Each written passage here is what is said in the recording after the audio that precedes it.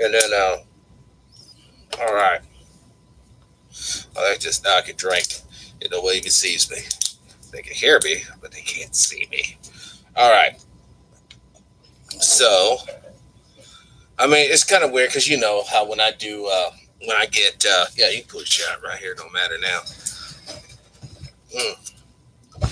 That people don't necessarily. Hold on. I might use this too, just to boost up the. Ready to pair.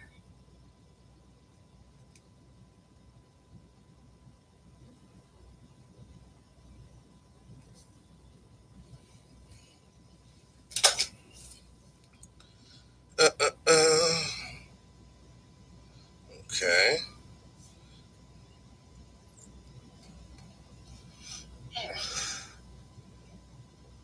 All right. Let me call Judge up. Bam. And then I'll call Brian.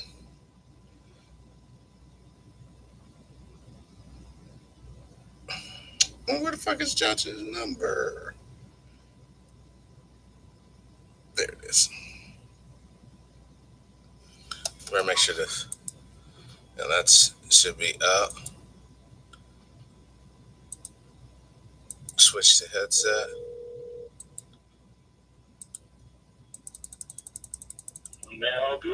Hey Judge, how you doing? It's Patrick with the Other Morning Show. Not a whole lot. We're just I just wanted to do an audio test real quick, but we got about 3 minutes before we start, right? Yeah, we have. Yeah, we have a couple minutes, and hold on. I just want to make sure. I mean, I'm already in the live chat room or whatever, but no one's really here just yet. For whatever reason, my YouTube isn't sending out notifications, letting my subscribers know that I'm even online. So a lot of people just check the site a lot. You can call Darley up. Oh boy. Call him all right. Hey, you got your mic check? I'm getting ready to leave this restaurant and go out to the car. All right, yeah. I can call you back in 3 minutes. Call back on this number? Yeah, I'll call you back on this number. Okay, cool. All right. Cool, Judge. I just did a sound check with Judge, so we're going to call him back in a couple minutes. He's on his way out of a restaurant, but we're already live in the chat room or on YouTube. Okay. What's up, brother? What's up, brother? Dimeback. What's up, brother? So what's been happening, fam? Same old shit, different day. I know it's been a minute since we chopped it up, though. But like I said, I always stay tuned to all of your videos and stuff, man. Right, I see the videos, man. So like I said, man, I believe in everything that we do, and I like the fact of the different directions, like the directions y'all's going with y'all shows, because you're doing your thing still. TruePowerIsMine doing his thing still. Yeah. So I'm getting hit with knowledge on both sides. And we still have enough time to come together every Friday and do this shit. You know what I'm saying? So tonight's going to be a very interesting show. For those in the chat room right now who can hear my voice, we do have a call-in line. The call-in line is 636-209-5044. That's 636. I can't. It's too crowded over here for all that action. But this type of comment, I'll take the number in the chat. All right. Well, it's 636-209-5044. Now, we'll have Judge back here in just a couple minutes. I'm going to give him a call. But we're going to start off with Judge Joe Brown and Brian Furman from Bees Crackin' Barbecue. And then hopefully Ken Adachi will be calling in. He'll only be able to do a segment. So, it's just a wonderful opportunity just to have Ken on the show as well. So let's call Judge back up right now. All right. We're going to call Judge hold on. Okay. on. I'm going to call Brian up first, then I'm calling Judge. You gonna have a both on at the same time? Yeah, because Brian's, I'm going to actually interview him tomorrow as well, but he is, he was wanting to talk to Judge Joe Brown. Hold on, man. I can't, where am I? Hold on. There we go. Add on Brian.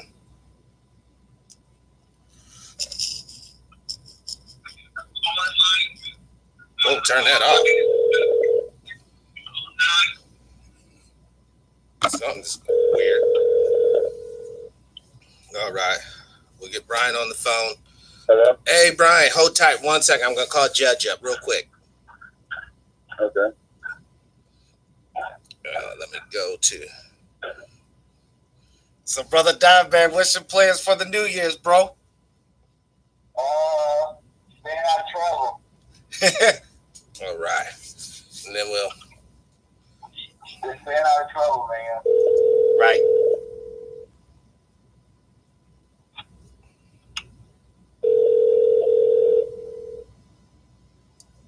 Okay, yeah.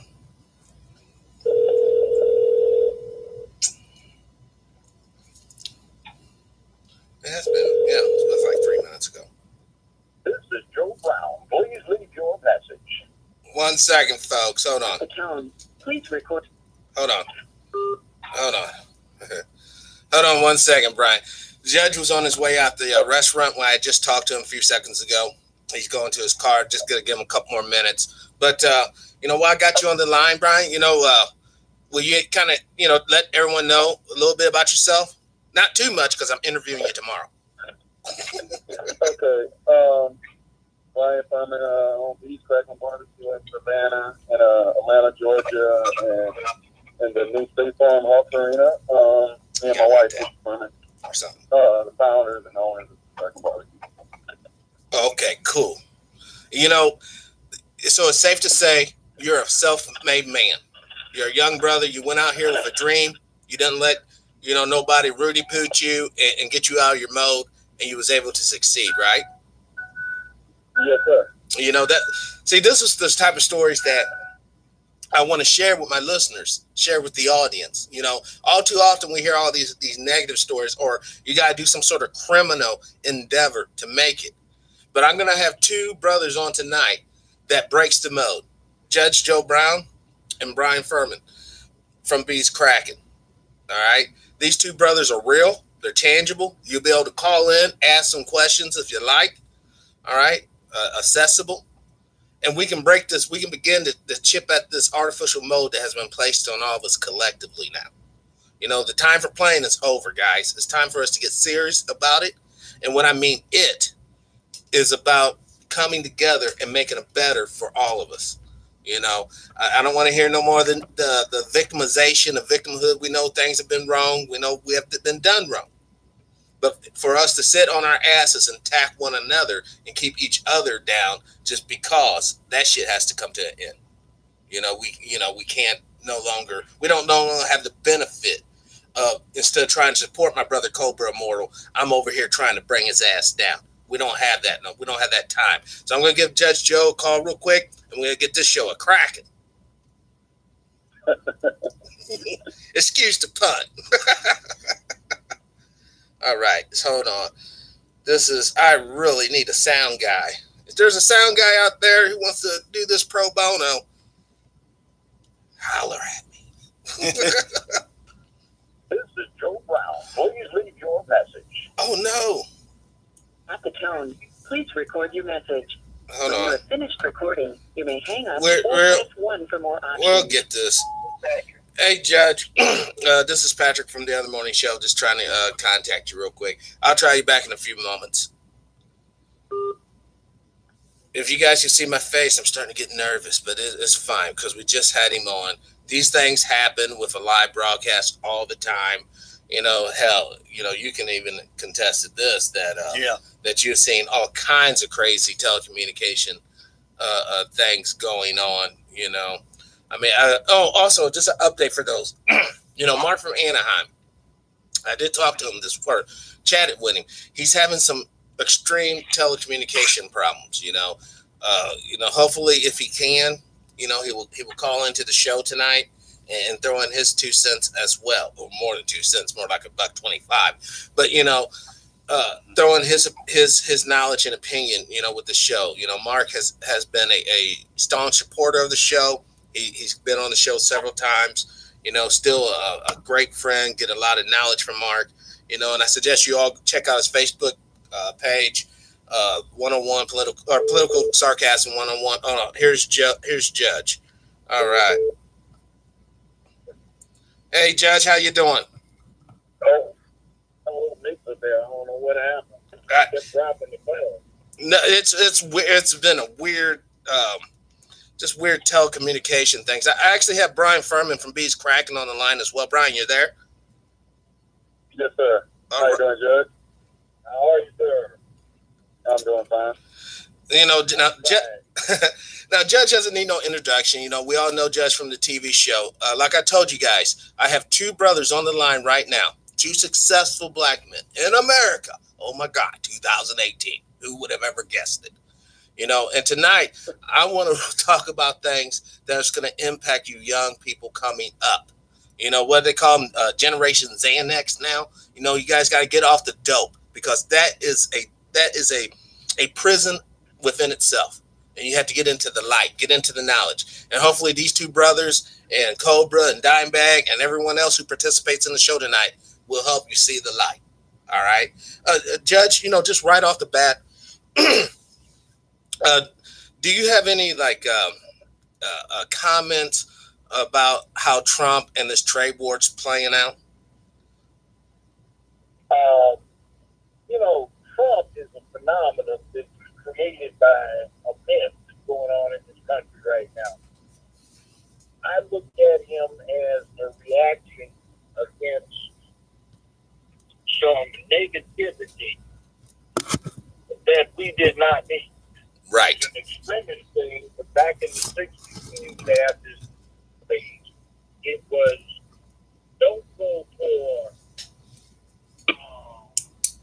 the lesser of 2 evils. Go for the one that heightens the contradiction so you can see what's really there. Yes. And I'm glad the country went lost, because he heightens the contradiction and you can see what's really there. There's nothing new. There's nothing that he's responsible for bringing out that wasn't already there. It's just hiding, and the news media did not want you to understand it, see it, or pay attention to it, because it was not on their agenda. But they're so busy attacking him that inadvertently they're letting you see what the country's really about. Brian, have you seen, as a business owner, you have your business in some very prominent, cities. Have you seen any type of blowback from the Trump tax cuts or any of his policies on the economic level? Actually, the taxes that I pay on the businesses that I have met. I hate to say this, but it really got bad under our colored president. I mean, it was really bad. I was flipping real estate pretty regularly, and it just flattened out under him, and it was bad. So I would not say that the last administration was very good for making business, but whatever you say about him, otherwise, Trump's administration has made business last year. The business things are a little bit more favorable than small business things. I would say that there's more money to be made. Yes. Agreed? Yes, there is more money out there to be made. But the way it seems like, though, the way it's going down, we saw the tax took a huge hit earlier this month. All right. Trillions of dollars lost in liquidity, or basically their value, what people value them as. All right. And then before that, we had the stock lose, or the Dow lose, 800 points, 600 points, and now it's down 1,000. It's sort of like, the pregnant woman in the labor pains. You know, for those who don't realize this, we live on a fiat currency. There is a private corporation called the Federal Reserve that prints all the money that we have to deal with. All right, that's just reality. That's not me making that up. I wish I were, but now we're gonna have to understand, because Judge has said something on the show before. The reason why we have jails is so that there can be a balance between labor and the citizenry. You know, I mean, the businesses will only need so many workers. So what do we do with the excess people? We can't just let them run amok in the streets. Let me say something about the stock market in Dow. The stock market is not a reflection of the amount of money or the income of the buying or purchasing of the average person in the Republic. The stock market, Wall Street, etc., has got to be a gambling casino. Yes. It thrives on predictable volatility. 100 years ago, you bought a share of Standard Oil and you got a dividend somewhere $2 to $8 for the year, depending upon what you did with, say, for a 4 to 5 year period. $8 dividend. 8 was very high, but 2.5 was more like the same quality of stock with Exxon now. The dividend ranges from 33 cents to 78 cents, and that's 100 years later. You're not making money off holding stock, wherein you've got a piece of the rock. What you're doing is you're making money off buy, sell, trade, and leveraging with stock. Right. See, that's an entirely different thing. So when you look at what happened 6 years ago, 4 years ago, you saw Wall Street thriving because it's a gambling casino. People have algorithms to run through their computers, and with those and having access directly to the floor on the stock exchanges, they can make a killing. But you and I don't get that because it does not fall back on jobs, general money into the population, and spending power for the average person. Right now, what you have got in this country is a situation where you are setting back up what I call it a finance class that is more aristocratic than landed aristocracy. And it's got banks.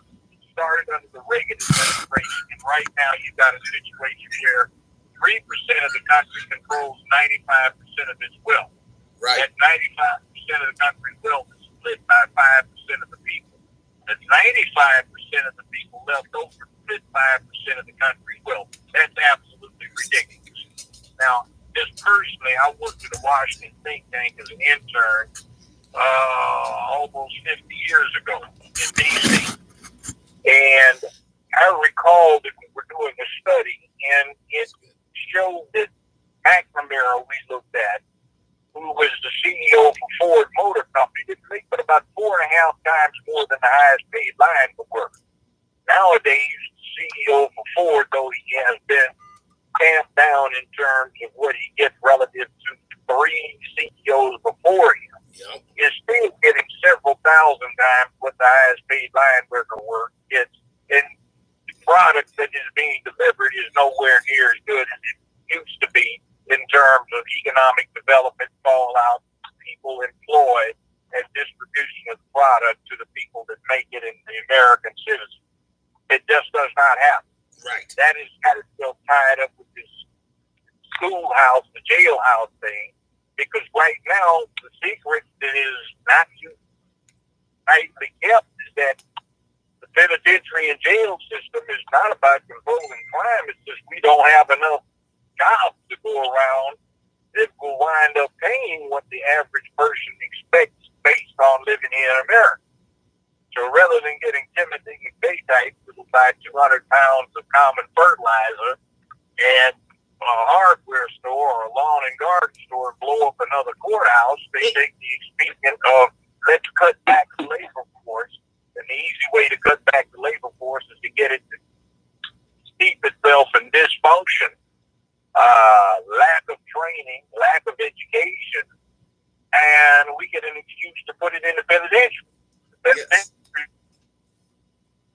Back in the system, that they're trying to get rid of in the first place. So when you start listening to prison reform talk, it's nonsense, because whatever the intention of the ordinary people, the president or Trump or Congress or the Senate or whatever, it doesn't make any difference, because what they will not do is come up with a coherent program like every other industrialized country has to deal with the obsolescence of the ordinary worker in the face of industrial technology and computerization.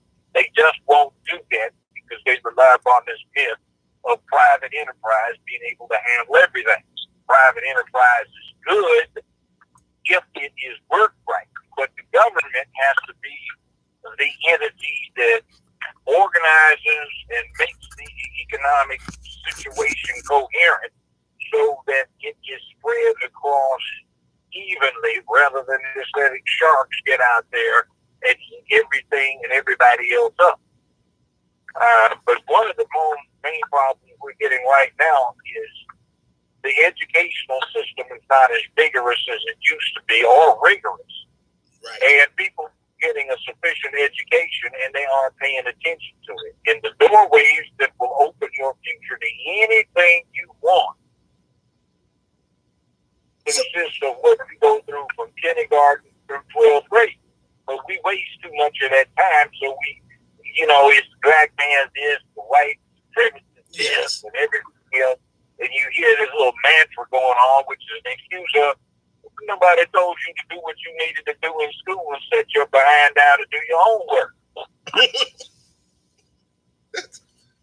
That's what I'm saying, Judge. We have to get out of this victim mentality thing. We have to, like, for instance, what you said about the schools. We got to get teaching law back into the school. These kids need to know what is legal and what is not legal. There should be a class dedicated to just that, K through, first grade all the way through 12th grade. Yeah, exactly. It's like, son, it's like I tell people, I said, look, just go back 3,000 years ago, 2,000 years ago. You would have been living in a forest, a jungle, savannah. It doesn't make any difference.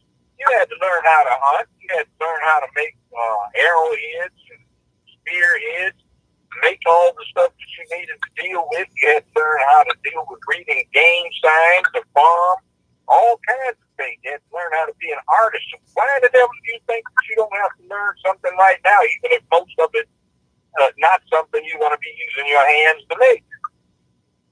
Well, there's like there nowadays, if you work with your hands, there's like a stigma attached to it. Like it's a bad thing. But it's a good thing to be able to work with your hands. Think something in your mind, make it be manifest with your hands. All right? Yeah. And we have to get away from this everybody's going to be a king, everybody's going to be a queen type mentality, and realize, no, some people are going to be janitors, some people are going to be mid-management, and other people are going to be CEOs. Know your place in the system and work it. If not, you're just going to sit here and become frustrated and depressed over things that you cannot personally change. Well, I agree with you 100% on that. We need to get back to having vocational training. But there's a caveat. You cannot let it displace those who would have an intellectual bent and pursue that. When I went to junior high school in Los Angeles, we had to take gardening, metal craft, wood craft, leather craft, all sorts of craft. I can do all kinds of things with a chisel, a wood chisel, screwdrivers, welding equipment right now, but it was not what I wound up doing with myself as a career. And I went through two separate tracks. I went to a place called John Muir Junior High School that's down in the hood right now. Mostly black, mostly all black, but a few Hispanic. And we had some teachers that pushed us. But then I went to a high school in L.A., Crenshaw at the time. And I ran into and kept trying to sidetrack all of us who were doing academic stuff. They said we'd be happier working with our hands. And that even got to the point where one or two, say, I remember this fool that we had for advanced composition English class decided he was going to flunk all of us, so we couldn't go to college and would be forced to be happier working with our hands. Well, anyway, some years later, I went into the library over at USC and I broke his jaw and one of his arms behind that. That was later, but that is what it is. So he's dead now. Some years ago, he can't complain about it. So the statute of limitations is run. That's the judge. But you know, that's how some of us used to roll. But you see, it's a thing, and we have to have a balance. And one of our main problems is that for some god-awful reason, this society has been trying to destroy manhood in the family. That came from about 50 years ago when some women who were fools decided that it was a form of slavery. So we have had that and this poisonous thing called toxic masculinity, which is a misnomer. It's totally ridiculous. Because the problem is not masculinity that people complain of, it's the lack thereof.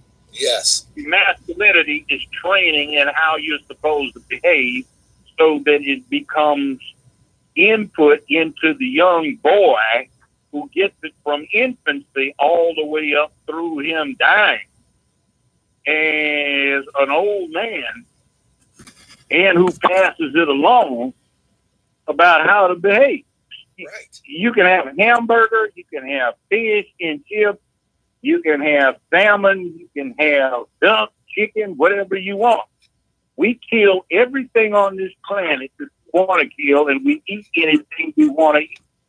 And the rest of everything on this planet is what our bird race is about staying around. So that makes us the apex predator on the planet. The planetary is most efficient and most dangerous killing machine that's been here in 3.5 billion years of life. That being the case, there's a lot of socialization and acculturation you have to put inside input into the planetary apex predator. And when you don't have it, that violent capacity is still there, but it's out of control. So all of these little perverts running around shooting up the hallways and casinos and everything, that's because they had insufficient masculinity. This violence we have out in our inner cities, that's because there are no dads around to input masculinity, and they got a lot of little silly girls who have too many babies start too early when they're still children, and these boys don't get masculine training. Right. And they're like little wild weeds.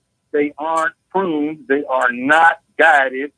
And it even gets to the point where some of them say, I never had a daddy. I don't see why you needed a dad to tell you what to do or what life was about. Well, folks, that's why you need one, so he can tell you. Because if you're going to rely exclusively on experience, there's a problem with it. It's long been said experience is an interesting teacher. It gives you the exam before it gives you the lesson.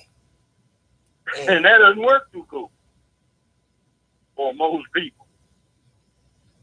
Because most people, Judge, unfortunately, have been coddled to such a degree that unless it's handed to them, Judge, on a silver platter with all the instructions to make it work, they're going to shun it. They're going to, why are you giving me this? This seems like work. You know, we got to get out of that mentality. There's nothing wrong with hard work. Nothing. Zero. Nothing at all. All right? But there's another thing, too. Men, there's this move afoot to protect the LGBTQ crowd about you're not supposed to tell a boy to act like a man because he may not want to be one. Well, that's crap. Yes. You're going to deal with those special needs folk over there. You don't ruin everybody else because of this few who want to play free. Right. You see what I'm saying? Yes. That's more victimhood. Yeah. So it's like a sword. You got to start off with good raw material And then you not only have to go take high heat and shake the doggone thing and pound away on it to get it into the form you want. Once you get it pounded, once you get it roughly shaped, you have to go quench it. You have to temper it, quench it again, go through all kinds of changes, and then finally hone that thing if you want a good sword that won't break when you try to use it. Yes. That's like getting a good man out of a boy. It's hard being a man. And you got to work at it, forge it, and hone it, and temper it.